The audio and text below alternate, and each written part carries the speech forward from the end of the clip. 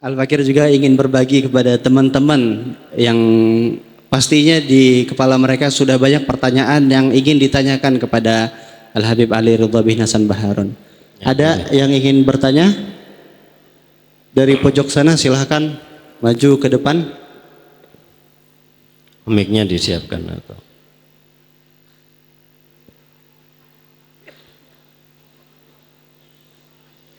silahkan maju ke depan. ada mic lagi.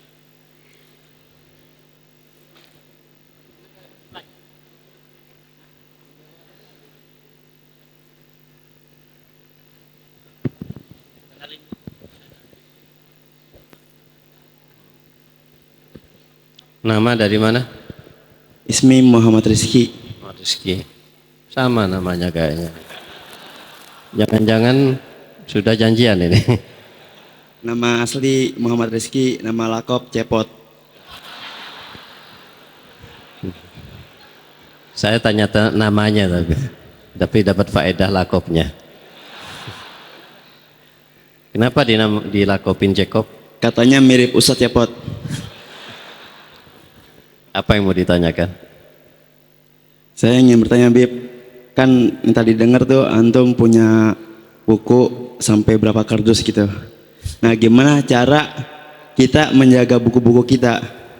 Soalnya kita nih santri nih sering banget kehilangan buku, apalagi buku faedah-faedah tuh tentang tampil muktarin tiap hari Jumat, itu pasti hilang. Itu gimana? Ya. Bagus pertanyaannya. Berarti termasuk yang rajin mencatat, tapi tidak baik menjaga. Jadi memang harus dijadikan catatan itu adalah sangat mahal bagi kita, apalagi bagi kalian yang di Dalwah. Kalian punya guru-guru besar itu bukan sedikit, banyak guru-guru besarnya. Saya sendiri sampai sekarang masih belajar dengan mereka. Tidak belajar langsung, ya, tapi saya belajar dari YouTube. Saya ikutin daras mereka ketika ada waktu senggang. Saya catat juga. Jadi catatan faedah yang saya catat dari YouTube ataupun yang juga langsung itu banyak. Jadi dari semua ada dari Syekh Mar'i, Syekh Darwis, Syekh Sami, Syekh Syadi, dari ikhwani akhi Zain anak catat, akhi Segaf anak catat, dari Ustadz Qaim banyak. Jadi kalau anak catat cari tanda kalimat di komputer di file itu Ustadz Qaim keluar itu banyak faedah Ustadz Qaim. Kenapa? Setiap faedah anak kasih kurung, ini faedah Ustadz Qaim, ini faedah Syekh Sami, ini faedah Syekh Sadi dan seterusnya, banyak bahkan yang lain-lain. Bahkan kadang saya ambil faedah dari murid saya sendiri ketika tampil ini bagus, saya nggak pernah tahu, saya catat itu berkali-kali. Alhamdulillah, karena itu sudah hobi saya untuk mencatat. Jadi insya Allah sampai sekarang rajin, jadi selalu ada notes, selalu ada pulpen. Nah itu kadang-kadang kita ini atau sebagian di antara kita ya nggak ada notes, nggak ada pulpen. Kadang-kadang notesnya ada, pulpennya nggak. Kadang-kadang pulpennya bagus 1 juta, notesnya nggak ada, tulis di mana itu? Ya, ini. Jadi selalu notes sama pulpen. Nah, saya bawa dimanapun. Mau saya ambil faedah dari orang yang kelas atas, kelas bawah, semuanya saya catat. Ya, bahkan termasuk itu adalah sifat dan mujahadah daripada guru-guru Al-Fakir.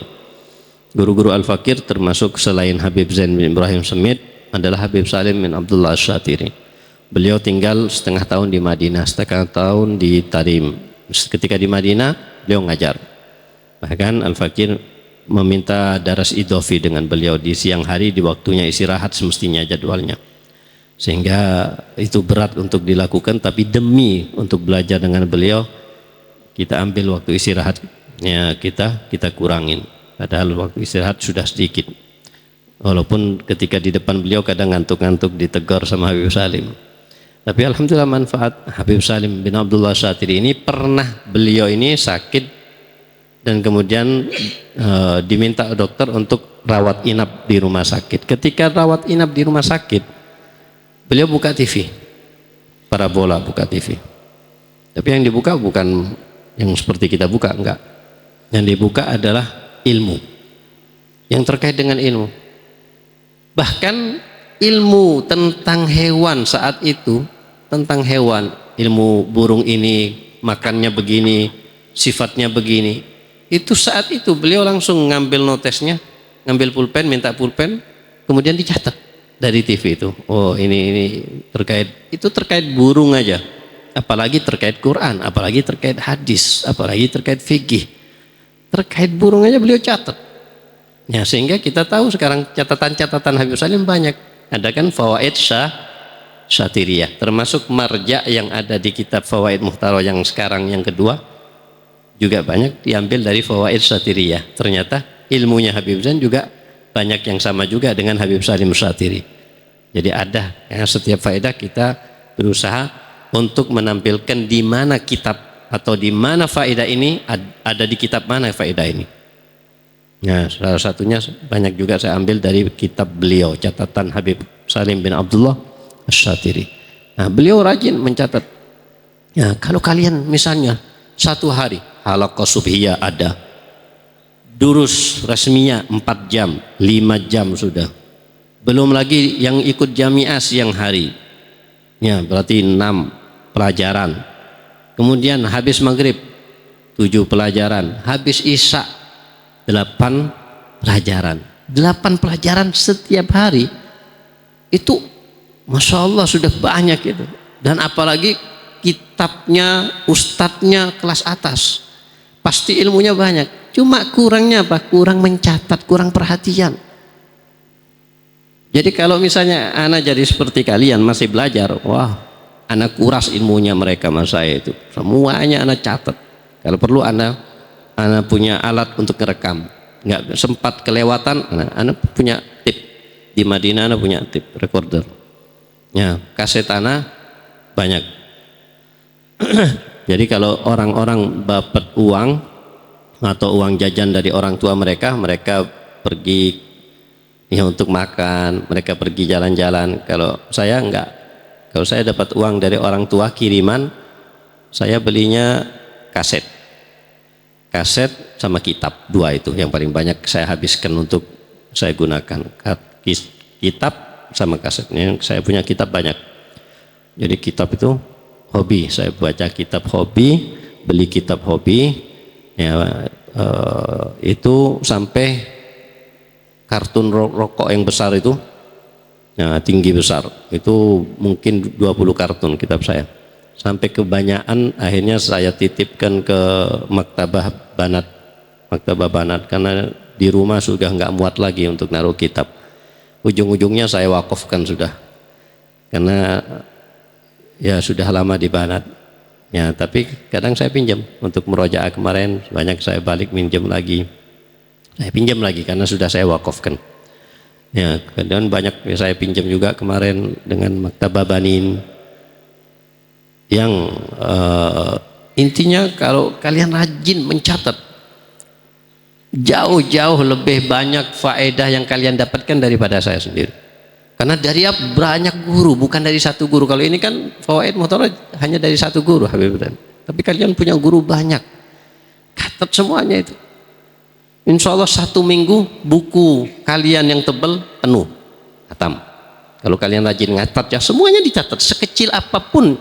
Jangan menganggap oh ini faedah biasa ini. Enggak, catat semuanya. Oh saya pernah dengar ini, insya Allah hafal. Enggak, catat semuanya. Catat, itu manfaat buat kalian nanti. Ya, kalau kalian catat, insya Allah 1 minggu hatam. Bukan 1 minggu, insya Allah berapa hari hatam. Penuh itu 1 buku. Nah, bahkan kalau bisa disendirikan, buku fikih sendiri, buku ini sendiri, itu penuh. Nah, dahulu orang-orang belajar itu setiap yang keluar daripada ilmu gurunya semuanya tidak terlewatkan, dicatat. Sampai mereka ini kadang ngumpulin bukunya itu sampai saking tingginya sampai ke atapnya, sampai ke atap. numpuk. Kita beli buku rajin tapi kosong isinya, cuma nama, isim, al-fakir, hakul fakir, cuma sholawat kadang diisi. Satu halaman sudah terisi, habis itu do, ya kan gitu. Beli baru lagi, satu halaman terisi, do lagi, hilang lagi. Akhirnya kapan penuhnya? Nah, kenapa kok hilang? Tadi pertanyaannya, karena tidak menganggap hal itu penting sekali, mahal sekali. Kalau itu dianggap mahal sekali, insya Allah nggak gampang hilang. Ini kan sebentar-bentar hilang catatannya. Kenapa? Karena nggak dianggap mahal. Kalau dianggap mahal, nggak mungkin. Jadi jadikan catatan itu sangat mahal harganya. Sekiranya itu berharga, misalnya kita anggap nggak usah banyak-banyak, 10 juta. Kalau kalian megang uang 10 juta, pasti kalian memikirkan di mana anak taruh yang supaya aman, nggak akan hilang. Tapi kalian kan nggak mungkin berpikir di mana buku anak taruh yang sekiranya aman, nggak ada yang ngambil. Nah, seperti kalian mau menaruh, menyimpan uang 10 juta. Nah, berarti artinya uang 10 juta jauh lebih berharga daripada buku catatan kalian. Ya gampang hilang. Sesuatu yang dianggap biasa, ya akan tidak dianggap hal penting. Kalau sudah tidak dianggap hal penting, maka rentan dan kemungkinan besar untuk hilang. Jangankan ilmu, iman pun juga demikian. Kita punya iman semuanya.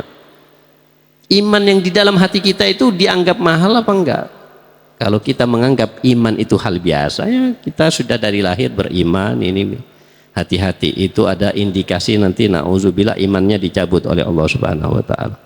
Tapi kalau kita merasa, alhamdulillah anda dikasih iman sama Allah, ini hal paling nikmat, paling agung, paling mulia, paling bernilai. Ya, iman kepada Allah itu, lihat orang-orang kafir yang ke gereja, mereka yang menyembah berhala, mereka menyembah matahari, menyembah bahkan sapi disembah. Kenapa mereka menyembah? Karena nggak ada iman. Siapa yang memberikan kepada kita iman? Allah Subhanahu wa ta'ala. Apakah Allah memilih kita untuk diberikan iman karena orang tua kita, jabatan kita? Enggak, karena Allah memilih hamba-hambanya yang dikehendaki oleh Allah. Dan alhamdulillah kita dikehendaki. Jadikan iman itu mahal, sehingga kita akan betul-betul menjaga iman kita dengan sebaik-baiknya. Nah itu kuncinya, jadikan sesuatu yang kita catat itu mahal. Kalau perlu, saya punya kebiasaan, kitab-kitab yang saya beli, saya jilid. Saya kasih plastik supaya enggak tergores, supaya enggak luntur tulisan daripada cover kitabnya. Itu saya beli sendiri. Ada uang lebih, beli plastik, beli cover, beli apa. Ada khusus memang buat kitab. Ya, saya sendiri yang menjilidnya, saya sendiri masangnya. Saya anggap mahal itu. Nah itulah yang membuat insya Allah sampai sekarang nggak hilang. Notes-notes saya setiap penuh ganti, ada tetap nggak hilang. Jadi kadang sampai sudah robek, terlepas dari covernya, tapi tetap saya jaga. Nah itulah untuk bisa menjaganya dengan menjadikan catatan itu penting dan itu mahal harganya, sehingga tidak ditaruh sembarangan. Seperti sebagian santri, bahkan jangankan catatan, kitab aja ditaruh di masjid, di lantai, taruh di jendela, habis itu lupa. Nah, kenapa lupa? Karena dianggap bukan hal yang mahal, ya biasa, sehingga lupa. Akhirnya hilang, ngadu sama orang tua, wah saya punya kitab dicuri, padahal nggak dicuri. Ya ini orang tuanya kasihan, akhirnya ngasih lagi, beli lagi, hilang lagi seperti itu. Sehingga orang tuanya sempat telepon, memangnya di pondok banyak pencurinya, kitab anak saya selalu hilang. Maka saya jawab seperti itu, bukan hilang, tapi keteledoran anak bapak, karena saya panggil anaknya, kenapa sebabnya. Dan seperti itu, ditaruh di sembarangan. Ini kita lihat itu di lemari itu. Tuh, kitab Nasu'ih Diniyah di atas lemari itu. Gimana nggak hilang itu? Ya otomatis. Kalau saya nggak mungkin ditaruh di situ. Taruh lemari, dikunci, digembok lemari saya. Ya, diteruskan.